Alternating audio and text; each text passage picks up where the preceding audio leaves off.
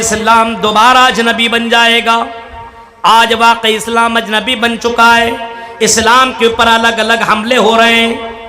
کشمیر کے اندر ابھی جو حملہ ہوا، جو دھرم کو پوچھ کر کے مارا گیا، اسلام کو سوشل میڈیا بدنام کر رہا ہے۔ یہ مسلمان ہے جو آتنکواد ہے، اور اسلام کی یہ تعلیم ہے۔ ان سوشل میڈیا والوں کو بتاؤ کہ اسلام کی یہ تعلیم نہیں ہے، اور اسلام کو تم نے جانا ہی کیا ہے۔ اللہ کی قسم وہ مسلمان نہیں ہے جو لوگوں کو پوچھ کر کے مار رہا ہے۔ اسلام تو کہتا ہے اگر کوئی کسی کو بغیر کسی جرم کے مارتا ہو، اور اگر کسی ایک انسان کو مار رہا ہو، قتل کر رہا ہو، ہتیا کر رہا ہو، مار رہا ہو، چاہے وہ مسلم ہو، چاہے وہ ہندو ہو، چاہے وہ عیسائی ہو، چاہے وہ کرسچن ہو، کسی بھی مذہب کا ماننے والا ہو، اگر کوئی کسی کو مار دیتا ہو تو اسلام کہتا ہے قتل الناس جميعا، پوری انسانیت کو وہ مار رہا ہے، ایک انسان کو وہ قتل نہیں کر رہا ہے۔ وہ مارنے والا مسلمان نہیں ہو سکتا ہے، وہ صرف لیبل لگایا ہے، نام عبداللہ عبد الرحمن رکھ لینے سے مسلمان نہیں ہوتا ہے، اس کو اسلام کی جانکاری نہیں ہے۔ اسلام کو بدنام کیا جا رہا ہے۔ میں ڈنکے کے چوٹ پر بول رہا ہوں، جن لوگوں نے یہ کام کیا ہے اللہ کی قسم وہ غلط ہے، وہ مسلمان نہیں ہو سکتا ہے۔ وہ جہاں پہ پڑھاؤ انہوں نے وہ تعلیم حاصل نہیں کی ہے۔ اسلام تو بچانے کا حکم دیتا ہے۔ وَمَنْ أَحْيَا فَكَأَنَّمَا أَحْيَا النَّاسَ جَمِيعًا، اسلام کو تو لوگوں نے جانا ہی نہیں ہے، اجنبی سمجھ رہا ہے۔ اسلام کو لوگوں کے بیچ میں عام کریے۔ اسلام کی تعلیم تو یہ ہے کہ اگر کوئی کسی کو بچاتا ہے، انسان چھوڑیے، ایک جانور کو اگر کوئی بچا رہا ہے۔ السلام علیکم ورحمۃ اللہ وبرکاتہ۔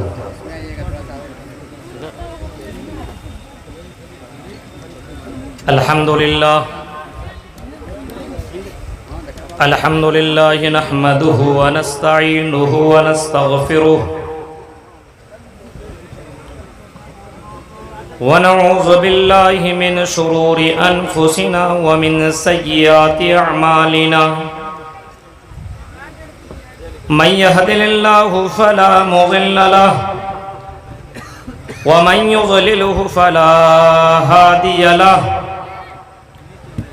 واشهد ان لا اله الا الله وحده لا شريك له، واشهد ان محمدا عبده ورسوله، اما بعد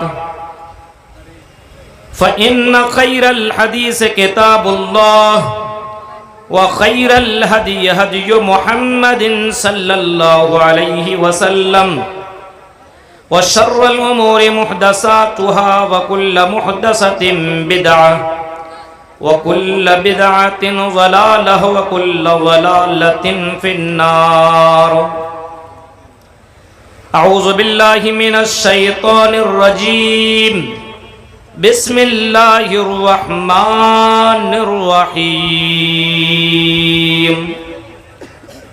وما هذه الحياة الدنيا إلا لعب ولعب وإن الدار الآخرة لهي الحيوان لو كانوا يعلمون۔ وقال النبي صلى الله عليه وسلم كن في الدنيا كأنك غريب أو عابر سبيل، رواہ البخاری۔ رب اشرح لی صدری ویسر لی امری واحلل عقدۃ من لسانی یفقہوا قولی، اللہم رب زدنی علما، آمین۔ قابل قدر عظیم الشان اجلاس عام کے صدر محترم فضیلت الشیخ جناب معین الحق الفیضی حفظہ اللہ وتولی، اسٹیج پر تشریف فرما علاقے کے بواری جور کے اور آس پاس کے نہایت ہی معزز علماء کرام، اسٹیج کے باہر سامنے بیٹھے ہوئے معزز سامعین حضرات، اسلامی بزرگوں، نوجوان دوستوں، پیارے بچوں اور پردہ نشین میری ماں اور بہنوں، ابھی آپ کے سامنے شیخ ممتاز العارفی صاحب مسجد کی تعمیر و توسیع کے تعلق سے آپ سے چندہ لے رہے تھے، اور میرے بعد ابھی شیخ سیف الاسلام صاحب بھی اسی کام کے لیے آپ کے بیچ میں حاضر ہوں گے۔ بیچ میں مجھے بس تھوڑی دیر کے لیے لایا گیا ہے کیونکہ مجھے جانا ہے اور کل میرے ڈیوٹی بھی ہے، جس کی وجہ سے میں نے ان کی جگہ پہ اپنی جگہ لے لی کہ مجھے یہ ٹائم دے دیا جائے تھوڑی دیر کے لیے، اس کے بعد پھر ان کو کرسی پر براجمان کر دیا جائے گا۔ اللہ تعالیٰ سے دعا ہے کہنے والے کو، سننے والے کو، سب کو عمل کرنے کی پوری توفیق عطا فرمائے، آمین۔ میں نے قرآن کریم 21واں پارہ سے ایک آیت کریمہ آپ کے سامنے تلاوت کی ہے، اسی کی روشنی میں چند اہم باتیں آپ کے سامنے رکھوں گا۔ اللہ رب العالمین نے اس دنیا کو کھیل اور تماشا بتایا ہے، اس دنیا کو کھیل بتایا ہے، تماشا بتایا ہے، اور آخرت کی زندگی کو باقی رہنے والی زندگی اور کبھی فنا نہ ہونے والی زندگی بتا دیا۔ اور قرآن کریم کی آیت کریمہ کے اندر یہ بات بتائی گئی ہے کہ وَمَا هَٰذِهِ الْحَيَاةُ الدُّنْيَا إِلَّا لَعِبٌ وَلَهْوٌ، یہ دنیا کھیل اور تماشا ہے۔ کہیں اللہ رب العالمین نے اس دنیا کو دھوکہ قرار دیا گیا ہے، وَمَا الْحَيَاةُ الدُّنْيَا إِلَّا مَتَاعُ الْغُرُورِ، یہ دنیا تو دھوکہ دینے والی ہے۔ اور جب اس آیت پر غور کریں گے تو واقعی ہمیں یہ بات سمجھ میں آ جائے گی کہ واقعی یہ دنیا دھوکہ دے دیتی ہے۔ آپ نے دنیا میں بہت کچھ کمایا، بہت محنت کی، آپ نے بنگلہ بنایا، آپ نے بینک بیلنس جمع کیا، آپ نے بہت پیسے اپنی زندگی میں جمع کیے، لیکن اچانک ہارٹ اٹیک ہو گیا، آپ کی موت ہو گئی۔ یہ دنیا نے آپ کو دھوکہ دے دیا، جو پیسہ آپ نے جمع کیا وہ آپ کا کام نہ آیا، جو بلڈنگیں آپ نے بنائی وہ آپ کے کام نہ آئی، جو پراپرٹی آپ نے خریدا وہ آپ کا کام نہ آیا۔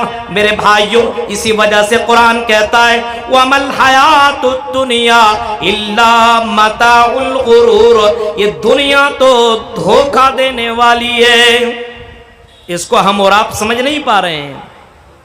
اسی وجہ سے آپ دیکھیے یہ جلسہ مسجد کے لیے ہے، کتنے لوگ ایسے ہوں گے جن کے جیب میں پیسہ ہے، بہت پیسے والے مسجد بھی بنا سکتے تھے، لیکن اس کو دنیا کی لالچ ہے اور اس دنیا کی فکر ہے، اس دنیا کے لیے وہ پیسہ جمع کر رہے ہیں، ان سے علماء مانگ رہے ہیں مسجد کے لیے پیسہ دے دو، کیونکہ اللہ کے نبی نے کبھی فرمایا من بنا للہ مسجدا بنا اللہ لہ بیتا فی الجنہ، جس نے مسجد اللہ کے لیے بنائی اللہ تعالیٰ اس کے لیے جنت میں گھر بنائے گا۔ اللہ کے نبی کی یہ حدیث بھی سنائی جا رہی ہے، لیکن دنیا دار ایسے، دنیا کے لالچی ایسے، دنیا میں ڈوبنے والے آپ کو لوگ ایسے ملیں گے جو دنیا میں اتنا ڈوب چکے ہیں کہ اپنے جیب سے پیسہ نہیں نکل رہا ہے، مسجد کے لیے ان کے جیب سے پیسے تک بھی نہیں نکل رہا ہے۔ کچھ لوگ ایسے ہیں جلسے سنیں گے، آئیں گے، کھائیں گے، پیئیں گے، چلے جائیں گے، ان کو لگتا ہے یہ سب بیکار کی چیز ہے۔ قرآن کہتا ہے یہ دنیا کھیل اور تماشا ہے اور آخرت کی زندگی باقی رہنے والی ہے۔ اس کو صحابہ نے سمجھا، اس کو اللہ کے نبی نے صحابہ کے ذریعے سے سمجھایا، اور آپ نے جب یہ باتیں بتائی، ایک مرتبہ صحابہ کے ساتھ اللہ کے نبی سفر کر رہے ہیں، منظر دیکھیے، نبی اکرم کی نظر ایک مری ہوئی بکری پر پڑی۔ جب ایک مری ہوئی بکری پر اللہ کے نبی کی نظر پڑتی ہے، صحابہ کرام کو روکتے ہیں اور اللہ کے نبی مری ہوئی بکری کے پاس پہنچ جاتے ہیں، اور اس مری ہوئی بکری کے کان کو آپ نے پکڑا، اور پکڑنے کے بعد صحابہ سے کہا او میرے صحابیوں بتاؤ اس مری ہوئی بکری کو کون خریدے گا؟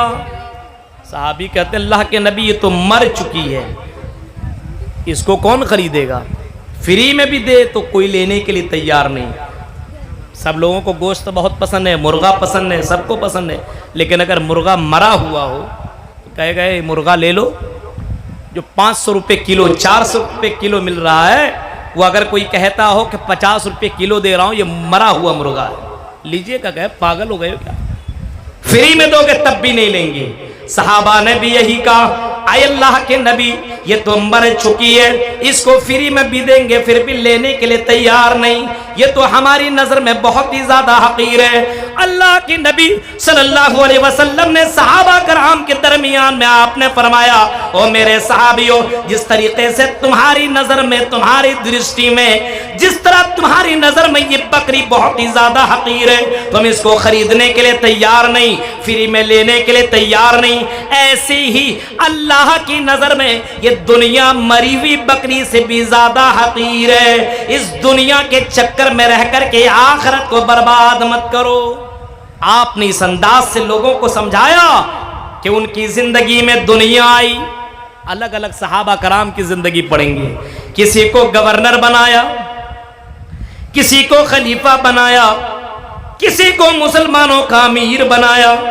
ان کی زندگی میں دنیا آئی لیکن دنیا دار نہ بنے۔ حالانکہ آپ نے کبھی فرمایا تھا، اے لوگوں مجھے اس بات کا ڈر نہیں ہے ان تشرکوا بعدی، کہ میرے بعد تم شرک کرنے لگو گے، مجھے اس بات کا ڈر نہیں ہے۔ مجھے اس بات کا ڈر ہے کہ میں اس بات سے ڈرتا ہوں کہ ما خاف علیکم الدنیا، میں اس بات پر ڈرتا ہوں کہ تم دنیا دار بن جاؤ گے، ان تنافسوا فیہا، تم دنیا کے لیے کمپٹیشن کرنے لگو گے، دنیا کے لیے ایک دوسرے کو قتل اور مرڈر کرنے لگو گے، دنیا دار بن جاؤ گے۔ اللہ کے نبی صلی اللہ علیہ وسلم نے یہ بھی فرمایا، کبھی آپ نے اس انداز سے لوگوں کو فرمایا کہ میری امت میں ایک بیماری ہوگی جس کا نام وہن ہوگا۔ صحابہ کرام کہتے ہیں اللہ کے نبی یہ وہن کون سی بیماری ہے؟ آپ نے فرمایا حب الدنیا و کراہیت الموت، دنیا سے ان کو بڑی محبت ہو جائے گی اور آخرت سے ان کو نفرت ہو جائے گی، آخرت سے یہ دور بھاگنے لگیں گے۔ آج دنیا کو آپ دیکھیں، دنیا والوں کو، اپنے سماج، اپنے لوگوں کو، اپنے پریوار اور اپنے علاقے کے لوگوں کے اوپر نظر دوڑائیں گے تو آپ کو یہ بات بالکل کلیئر ہو جائے گی کہ لوگ دنیا سے محبت اتنا کرنے لگے ہیں کہ دنیا کر رہے ہیں اور آخرت کو بھول چکے ہیں۔ صحابہ ایسے نہیں تھے، اللہ کے نبی ایسے نہیں تھے، نبی کے صحابہ ایسے نہیں تھے۔ آپ حضرت ابو عبیدہ بن جراح کی سیرت اٹھائیے۔ حضرت ابو عبیدہ بن جراح کو اللہ کے نبی صلی اللہ علیہ وسلم کے دور میں اللہ کے نبی نے حضرت ابو عبیدہ کو جنتی قرار دیا۔ یا ابو عبیدہ بن جراح وہ صحابی ہیں جو عشرہ مبشرہ کے اندر شامل ہیں۔ حضرت عمر فاروق نے ابو عبیدہ بن جراح کو ملک شام کا گورنر بنایا۔ ملک شام، اور ملک شام اس زمانے میں بہت ہی پیسے والا ملک تھا، ریل پل پیسوں کا، اس جگہ کا گورنر بنایا۔ کن کو؟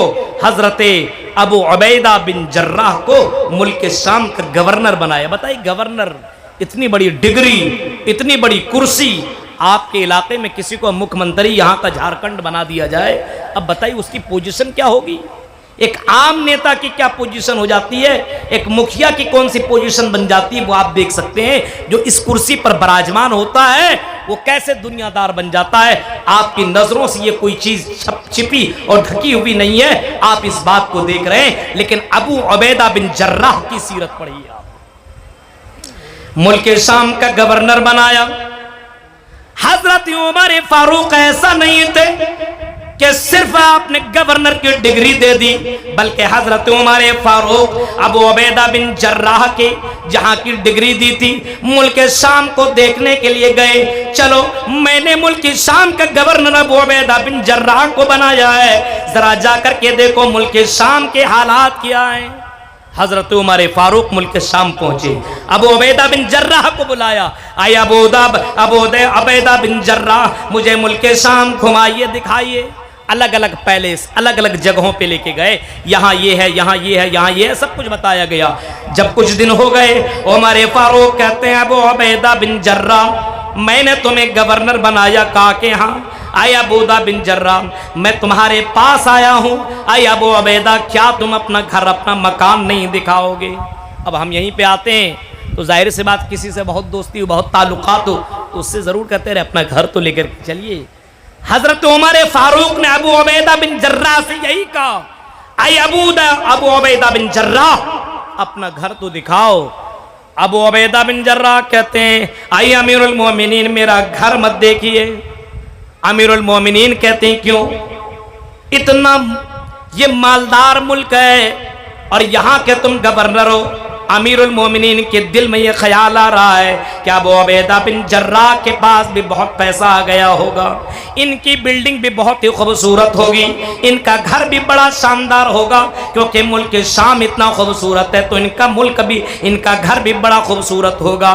ابو عبیدہ بن جراح سے جب بہت زیادہ ضد کرنے لگے امیر المومنین تو حضرت ابو عبیدہ تیار ہو گئے اور حضرت عمر فاروق سے کہتے ہیں چلیے آپ کو میں اپنا مکان دکھاتا ہوں. لے کر کے جانے لگے.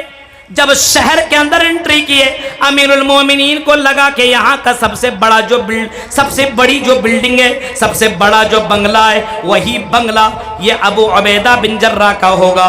لیکن جیسے جیسے ان تمام بلڈنگوں کو کراس کرتے چلے گئے, وہ شہر کو پار کرتے چلے گئے, امیر المومنین کہتے ہیں ابو عبیدہ بتاؤ یہ شہر تو گزر رہا ہے, تمہارا گھر کون سا ہے, تمہارا مکان کون سا ہے بتاؤ. ابو عبیدہ کہہ رہے ذرا اور آگے چلیے, شہر ختم. حضرت عمر فاروق کہتے ہیں اب تو بتاؤ کہاں ہے. کہا کہ ذرا اور آگے چلیے. شہر سے باہر نکلتے ہیں, ایک جھونپڑی پر نظر پڑتی ہے.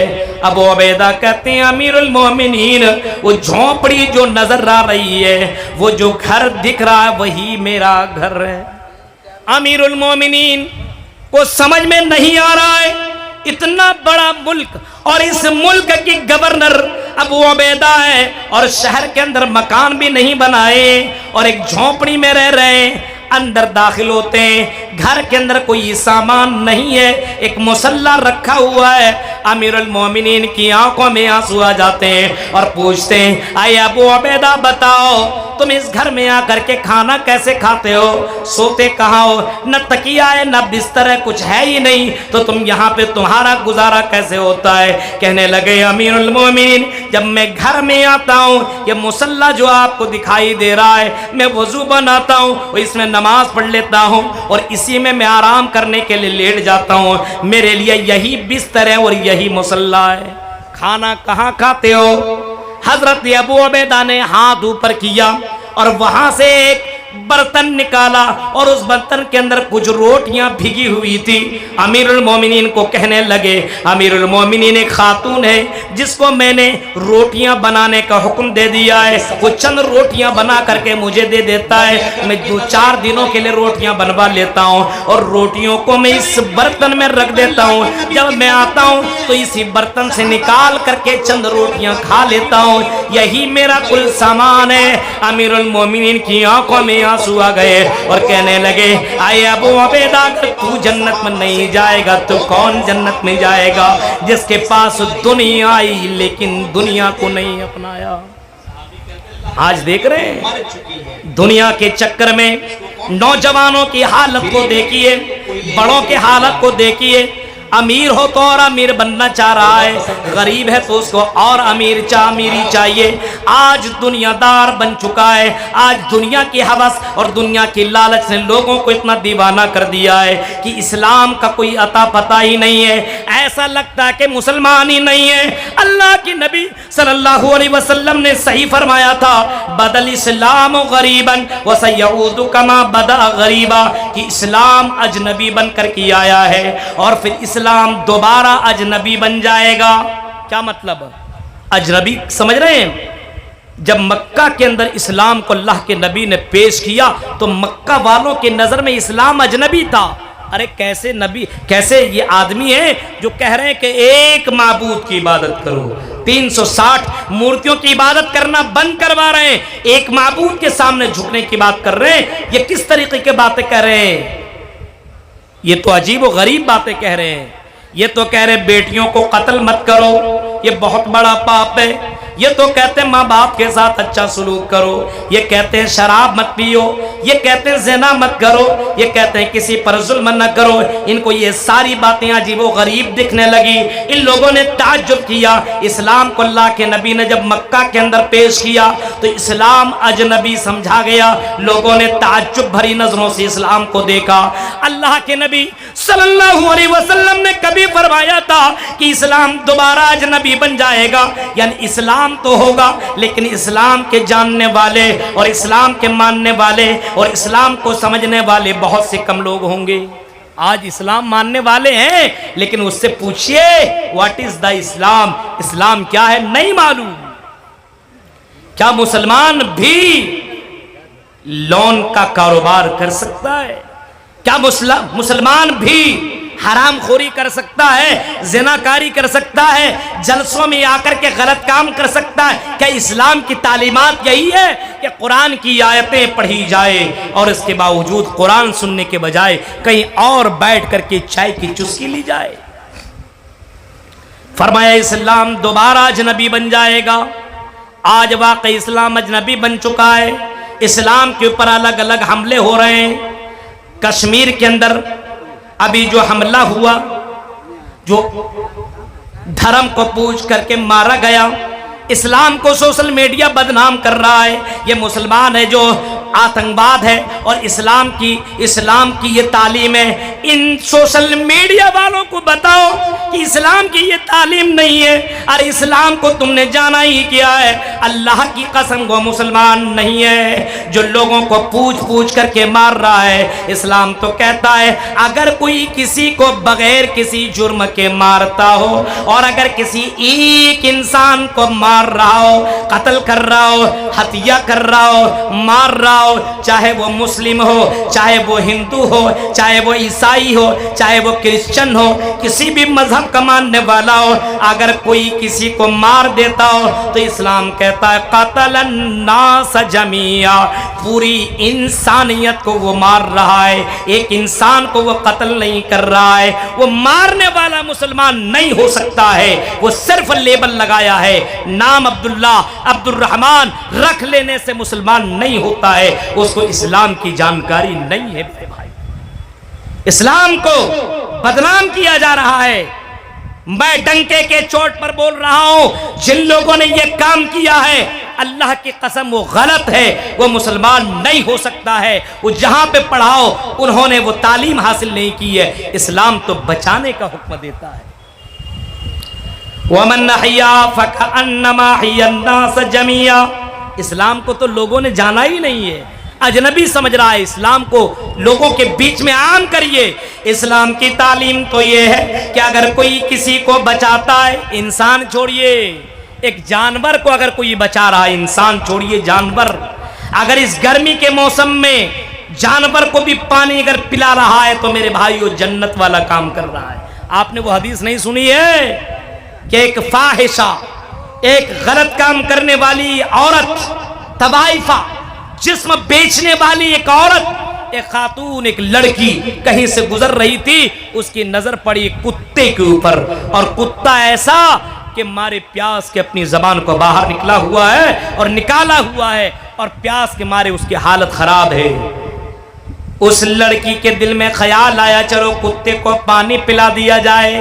وہ لڑکی نے اپنے پیر کا موزہ یا جوتا نکالا اور اپنے اس چمڑے کے موزے کو پانی کے اندر بھگویا اور اس کنویں سے پانی نکالا، اپنے دوپٹے سے باندھ کر کے پانی نکالا اور پانی کو کتے کے منہ میں ڈال دیا، پانی پلا دیا۔ کتا کو پیاس جو لگی ہوئی تھی، کتا آرام سے وہاں سے نکل جاتا پانی پی لینے کے بعد۔ اللہ کے نبی فرماتے ہیں اس ادا کی بنیاد پر اللہ تعالیٰ نے اس طوائف عورت کو اللہ تعالیٰ نے جنت کے اندر داخل کر دیا۔ ایک کتی کی جان بچانے کی وجہ سے اللہ کے نبی جنت کی بشارت سنا رہے ہیں۔ یہاں ایک انسان کو مارنے والا جنت میں چلا جائے گا، یہ کیسے ہو سکتا ہے؟ ابھی کشمیر میں حملہ ہوا نہیں ہے، اب مسلمانوں کے پر طرح طرح کی باتیں۔ میرے بھائیوں، یہاں تک کہ اللہ کے نبی نے یہ بھی فرمایا اگر کوئی آدمی کسی جانور کو قتل کر دیتا ہے، مار دیتا ہے، ستاتا ہے، تو اللہ کے نبی فرماتے وہ جہنمی ہے۔ اس عورت کا بھی واقعہ آپ نے سنا ہوگا کہ ایک عورت نے ایک بلی کو باندھ دیا، پریشان کرنے والی بلی کو باندھ دیا، اور ایسا باندھا کہ نہ کھانا نہ پانی کچھ نہیں، باندھے رکھا، یہاں تک کہ بلی پیاس اور بھوک کے مارے وہ بلی مر جاتی ہے۔ امام کائنات فرماتے ہیں دخل النار، وہ عورت اس کرتوت کی بنیاد پر جہنم کے اندر چلی جاتی ہے۔ اب تصور کیجئے ایک جانور کو مار دینے کی وجہ سے ایک عورت جہنم کے اندر جا رہی ہے، انسان نہیں ہے، ایک جانور ہے، اور اس کے اوپر ظلم کیا جس کی بنیاد پر اللہ نے اس کو جہنم کے اندر داخل کر دیا۔ اب ایک انسان کو مار رہا اور جنت، یہ کیسے ہو سکتا ہے؟ اسلام کو اجنبی لوگوں نے بنا دیا ہے۔ اسلام کی تعلیمات کو عام کریے۔ آج مسلمانوں نے اسلام کو بدنام کیا ہے۔ آج ایک مسلمان ہے شراب پی رہا ہے، مست مولا ہے۔ آج مسلمان ہے لڑکیوں کو بھگا رہا ہے۔ آج مسلمان ہے کھلم کھلا چوری کر رہا ہے، ڈکیتی کر رہا ہے، مسجدوں میں جا کر کے مسجدوں کے پیسوں کو چرا رہا ہے۔ میرے بھائیو یہ کون سا اسلام ہے؟ اللہ کے نبی فرماتے ہیں کہ دوبارہ اسلام اجنبی بن جائے گا۔ آج ہم نے اسلام کو اجنبی بنا دیا۔ میرے بھائیو اسلام زندہ تھا، اسلام زندہ ہے اور اسلام زندہ رہے گا۔ اسلام کی تعلیمات کو بڑھانے کی ضرورت ہے، لوگوں میں عام کرنے کی ضرورت ہے۔ اس سوشل میڈیا کو بتاؤ کہ اسلام کی تعلیم نہیں ہے، یہ جس نے بھی کیا ہے غلط کیا ہے۔ اللہ کی قسم وہ مسلمان نہیں ہو سکتا ہے، وہ جنت کے اندر داخل نہیں ہو سکتا، ایسا کام کرنے والا جنت میں جا نہیں سکتا ہے۔ میرے پیارے ساتھیوں اسلام کو بدنام کیا جا رہا ہے۔ بدل اسلام غریبا وسیعود کما بدا غریبا، ایک زمانہ ایسا آئے گا کہ اسلام پھر سے دوبارہ اجنبی بن جائے گا۔ آج اسلام اجنبی ہو چکا ہے۔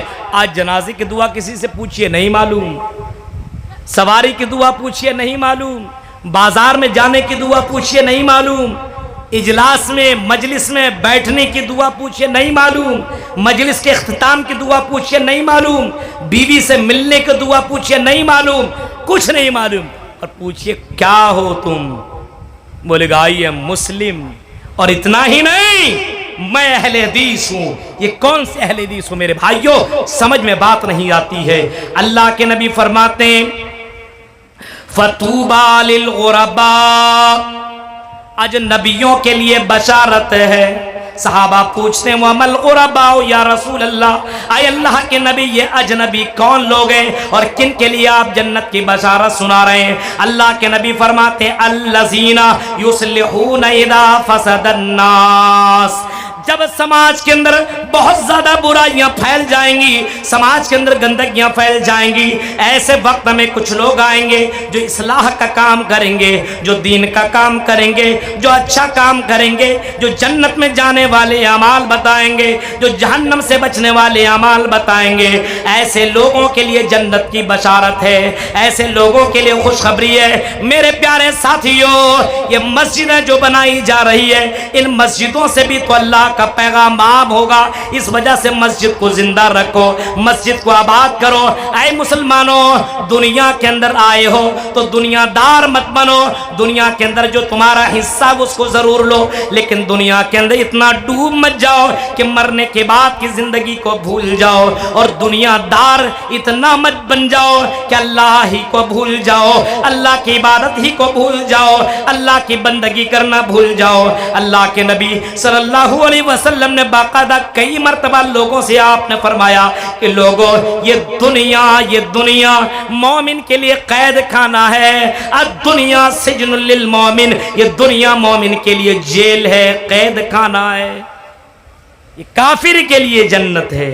آج مسلمانوں نے اس کو جنت بنا لیا ہے۔ جلسہ میں بھی آتا ہے وہی والا کام، شادی بیاہ میں دیکھی وہی معاملہ، مرد عورت کا معاملہ دیکھی وہی معاملہ، دنیا دار۔ آج شادی بیاہ میں بھی صرف دنیا، جہاں سے دولت مل رہی وہیں شادی کریں گے۔ آج لڑکیاں بھی اسی دولت کے چکر میں گرفتار ہیں میرے بھائی۔ غریب آدمی کی یہاں شادی نہیں کرے گی، کیوں؟ ارے یہ کیا کھلائے گا پلائے گا۔ اللہ کے نبی نے اپنے بیٹی کس کو دی؟ نبی کے پاس رشتہ آیا بڑے بڑے امیروں کا، یہاں تک کہ بادشاہوں کی طرف سے محمد رسول اللہ کے پاس نکاح کا پیغام آیا، اللہ کے نبی اپنی بیٹی کا نکاح ہم سے کر دیجئے۔ اللہ کے نبی نے اپنی بیٹی کا نکاح کن سے کیا؟ ایک دیندار حضرت علی کے ساتھ آپ نے نکاح کیا، جن کے پاس گھر بھی نہیں، مکان بھی نہیں، رہنے کے لیے کوئی جگہ نہیں ہے۔ اللہ کے نبی نے ایک دیندار شخص کو اللہ کے نبی اپنی بیٹی دے رہے ہیں۔ آج ذمہ داروں کی ضرورت ہے کہ اپنی بیٹیاں دیندار لوگوں کو دو، سماج کے اندر دینداری پیدا کرو۔ یہ دنیا کی دولت کے چکر میں جو تم دوڑ رہے ہو، بھاگ رہے ہو اور اللہ کو بھول رہے ہو، اللہ کہہ رہا ہے وَمَا هَٰذِهِ الْحَيَاةُ الدُّنْيَا إِلَّا لَعِبٌ وَلَهْوٌ، اے لوگو یہ دنیا تو کھیل تماشا ہے، وَإِنَّ الدَّارَ الْآخِرَةَ لَهِيَ الْحَيَوَانُ، اور آخرت کی زندگی ہمیشہ رہنے والی ہے۔ لَوْ كَانُوا يَعْلَمُونَ، کاش کہ لوگ اس بات کو جان جائیں۔ اسی وجہ سے اللہ کے نبی صلی اللہ علیہ وسلم نے ایک صحابی جن کا نام حضرت عبداللہ ابن عمر ہے، ان کے کاندھے پہ آپ نے ہاتھ رکھا، اور ہاتھ رکھنے کے بعد آپ نے بڑے پیار سے آپ نے سمجھایا کن فی الدنیا کأنک غریب، اے عبداللہ ابن عمر دنیا کے اندر رہو تو تم اجنبی بن کر کے رہو، او عابر سبیل، یا پھر مسافر بن کر کے زندگی کاٹو۔ اجنبی یا پھر مسافر ایسی زندگی کاٹو گویا کہ تم مسافر ہو، ایسا نہیں لگنا چاہیے کہ دوبارہ تمہیں مرنا ہی نہیں، آئے ہو تو ہمیشہ یہی رہو گے۔ آج دیکھیں بلڈنگ پہ بلڈنگ بنائی جا رہی ہے، گاڑیوں پہ گاڑیاں، بینک بیلنس سے بیلنس، سب کچھ جمع کیا جا رہا ہے، لیکن آخرت کی تیاری نہیں ہو رہی۔ مسجد کے لیے جلسہ ہے اور اس میں بھی سیاست۔ آپ نے جو دیا وہی کام آنے والا ہے، اور لینے والا کیا کر رہا ہے؟ اگر غلط کرے گا تو وہ بھگتے گا، وہ اس کی ذمہ داری ہے، لیکن آپ نے دے دیا، اللہ نے لکھ لیا۔ میرے بھائیوں، آپ کی نیکیوں میں کوئی کمی آنے والی نہیں ہے۔ مسجد کے لیے اگر چندہ مانگا جا رہا ہے تو آپ اتنا چندہ دے دیجئے کہ اللہ کی یہاں جائیے تو باقاعدہ فخر کے ساتھ بولیے کہ اللہ تیرا گھر بن رہا تھا اور تیری گھر کے لیے میرے پاس 100 ہی روپیہ تھا، میں نے 100 روپیہ نکال کر کے دے دیا، شاید کی یاد اللہ کو پسند آ جائے۔ میرے بھائیوں، تو دنیا دار بننے کی ضرورت نہیں۔ دنیا آئی لیکن دنیا لینے کی کوشش نہ کی۔ ایک منظر بیان کر کے میں اپنی بات کو ختم کرتا ہوں۔ آپ نے نام سنا ہوگا سالم بن عبداللہ کا۔ یہ کون ہے؟ حضرت عمر فاروق کے یہ پوتے ہیں سالم بن عبداللہ۔ یہ خانہ کعبہ میں طواف کرنے کے لیے آئے ہوئے ہیں عمرہ کی نیت سے، اور اسے خانہ کعبہ کے اندر ہشام بن عبد الملک بھی خانہ کعبہ کا طواف کر رہا ہے۔ ہشام بن عبد الملک خانہ کعبہ کا چکر لگا رہا ہے۔ لوگوں کی بھیڑ ہشام بن عبد الملک کے ساتھ ہے، کیونکہ وہ خلیفۃ المسلمین ہے، وہ امیر المومنین ہے۔ لیکن کیا دیکھتا خلیفۃ المسلمین کہ اچانک لوگوں کی بھیڑ ہم سے دور ہوتی بھی جا رہی ہے، اور سالم بن عبداللہ جو کہ نوجوان لڑکا ہے، نوجوان آدمی ہے، ان کے ساتھ لوگوں کی بھیڑ ہو جاتی ہے، اور سالم بن عبداللہ اللہ کا نام لے رہے ہیں اور دعا کرتے ہوئے خانہ کعبہ کا طواف کر رہے ہیں۔ لوگوں سے پوچھا سالم بن عبداللہ کے بارے میں یہ کون ہے؟ لوگوں نے بتایا سالم بن عبداللہ ہے، یہ عمر فاروق کے پوتے ہیں، بہت ہی دیندار ہیں، متقی ہیں، محدث ہیں، یہ حدیث بیان کرنے والے، یہ عالم دین ہیں۔ اسی وجہ سے لوگوں کی بھیڑ سالم کے ساتھ جڑ چکی ہے۔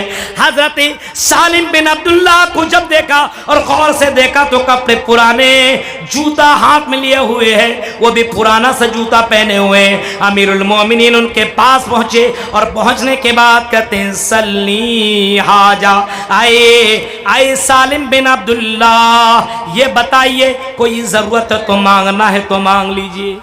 سالم بن عبداللہ کہتے ہیں میں اللہ کے گھر میں اور تجھ سے مانگوں؟ نہیں، مجھے شرم آ رہی ہے، انی استحیی من اللہ ان یسأل فی بیتی غیرہ، مجھے اس بات کی شرم آ رہی ہے کہ میں اللہ کے گھر میں ہوتے ہوئے تجھ سے مانگوں۔ امیر المومنین کو غصہ ہے، میں دے رہا ہوں، لے نہیں رہا ہے۔ خانہ کعبہ سے نکلے वहां पकड़ा। आए सालिम, मैं अमीरुल मोमिनीन हूं, अगर तुम्हें दौलत चाहिए तो बोलो, कोई जरूरत है तो बोलो। अमीरुल मोमिनीन के इस सवाल का जवाब में सालिम बिन अब्दुल्ला कहते, मेरी कौन सी जरूरत पूरी कर सकते हो? कहने लगे, दुनिया की जरूरत मैं पूरी कर सकता हूं, आखिरत की जरूरत तो मैं पूरी नहीं कर सकता। सालिम बिन अब्दुल्ला का जवाब सुनो, बुआरी जोर के लोगों और दुनियादार बनने वालों। सालिम बिन अब्दुल्ला ने कहा, मा सअलतु दुनिया मैं यमलिकुहा फकैफा सलुहा मल्ला यमलिकुहा। आए हिशाम बिन अब्दुल मलिक, आए खलीफा, आए अमीरुल मोमिनीन, मैंने दुनिया तो उससे भी ना मांगी, ये जो दुनिया का मालिक है मैंने उस अल्लाह से मांगी है, वो आखिरत मांगी है, और आखिरत का तो मालिक ही नहीं है। दुनिया देने वाले आए लेकिन दुनिया नहीं लिया, उनको आखिरत की जरूरत थी, जन्नत चाहिए था, जन्नत मिल रही है। अल्लाह के लिए खर्च करो और जन्नत को अपनाओ। मेरे भाइयों, ये चंद अहम पैगामात थे जो मैंने आपके सामने मुख्तसरन आधे घंटे में मैंने रखा। मुझे निकलना भी है और अभी आपके सामने खिताब करने के लिए आ भी रहे हैं, मुझे पर्ची मिल चुकी है, लिहाजा मैं अपनी बात को इन्हीं बातों पर ख़त्म करता हूँ। और मैं यही अपील करूँगा, दुनिया की इन चमक दमक में डूब करके अपनी आखिरत, अपनी कब्र, अपनी आने वाली जिंदगी को बर्बाद मत करिए। मर जाइएगा, कब्र में कोई रोने धोने वाला या आपके कब्रिस्तान में कोई पहुंचने वाला नहीं जाएगा। मेरे भाइयों, इसी दुनिया में अपनी आने वाली जिंदगी की तैयारी कर लीजिए। इस दुनिया की हकीकत को समझिए, ये दुनिया फानी है, धोखा देने वाली है। ये दुनिया की चमक दमक में सहाबा कराम भी नहीं पढ़े, अल्लाह के नबी भी नहीं पढ़े। सीरत को आप पढ़िए, आपको पता चलेगा कि लोगों ने किस तरीके से दुनिया से अपने आप को बचाने की कोशिश की। हम दुनिया में डूबते चले जा रहे हैं, दुनिया में मत डूबिए। दुनिया में जो आपका हिस्सा है उसको आप लीजिए और आखिरत की तैयारी करने की कोशिश कीजिए। रब्बुल आलमीन से दुआ है कि बारिल्लाह, जिस मकसद के तहत इस जलसा को मुनाकिद किया गया है, इलाहुल आलमीन इस जलसा को अल्लाह कामयाबी अता फरमाए और मस्जिद के काम में हम तमाम लोगों को बढ़ चढ़ करके हिस्सा लेने के अल्लाह तौफीक अता फरमा। जिन लोगों ने चंदा दिया, अल्लाह उनके चंदा को कबूल अता फरमाए, उनके ताउन को कबूल अता फरमाए। दीन और दुनिया के अंदर अल्लाह बरकत अता फरमाए और इसके बदला जन्नतुल फिरदौस अता फरमाए। जिन लोगों ने अब तक नहीं दिया है और जिसके दिलो दिमाग में अगर जर्रा बराबर किसी तरह का शक और शुबह है, उनसे गुजारिश है अल्लाह के लिए ताउन पेश कीजिए, इंशाअल्लाह आपका दिया हुआ माल बेकार नहीं जाएगा। वाखिर दावाना अनिल हम्दुलिल्लाहि रब्बिल आलमीन, वस्सलामु अलैकुम व रहमतुल्लाहि व बरकातुहू।